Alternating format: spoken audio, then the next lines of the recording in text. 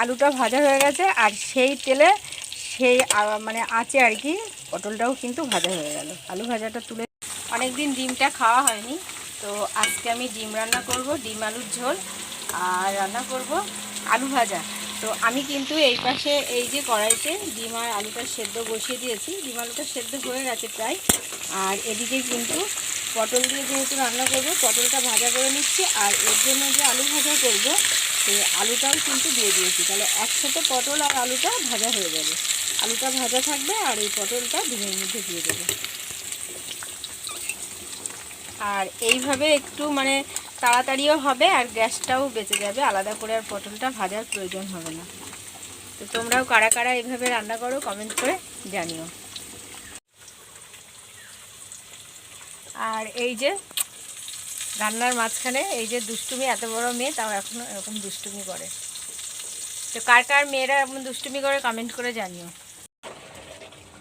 ডিম আলু পটলের ঝোলটা হয়ে গেছে, আর সবাই এখন খেয়ে কি বলে শুধু সেটা দেখা বা জানবার অপেক্ষা।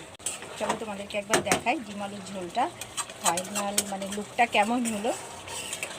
আর কারা কারা ডিম আলু পটলের ঝোল রান্না করে খেয়েছো কমেন্ট করে জানাও, বা কারা খাও, আর তোমরা কিভাবে রান্না করো অবশ্যই কমেন্ট করে জানিও। আমি আগের বার যখন ডিম আলু ঝোল করে একটা ভিডিও পোস্ট করেছিলাম রান্নার, তো অনেকেই আমাকে কমেন্ট করে জানিয়েছিল যে ডিম আলু পটল দিয়ে মানে এই প্রথমবার দেখলো বা জানলো আর কি। তো যারা যারা ডিম আলু পটল দিয়ে রান্না করে খাওনি তারা কিন্তু অবশ্যই একবার খাবে, আর খেয়ে আমাকে কমেন্ট করে জানাবে যে কেমন হয়েছে। চলো তোমাদেরকে একবার দেখাই ডিম আলুর ঝোলটা।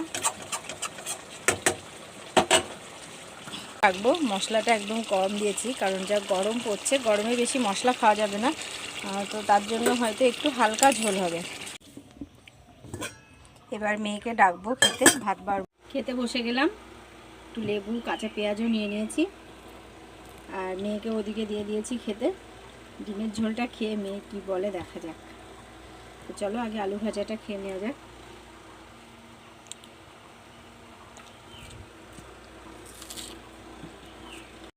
এবার ডিম আলুটা দিয়ে খাওয়াবে, আর মেয়েও বলবে খেয়ে কেমন হয়েছে।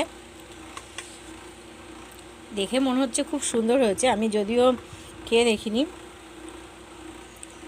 দুটো আলু,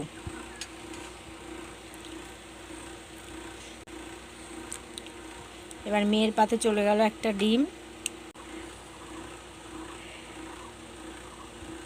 কেমন হয়েছে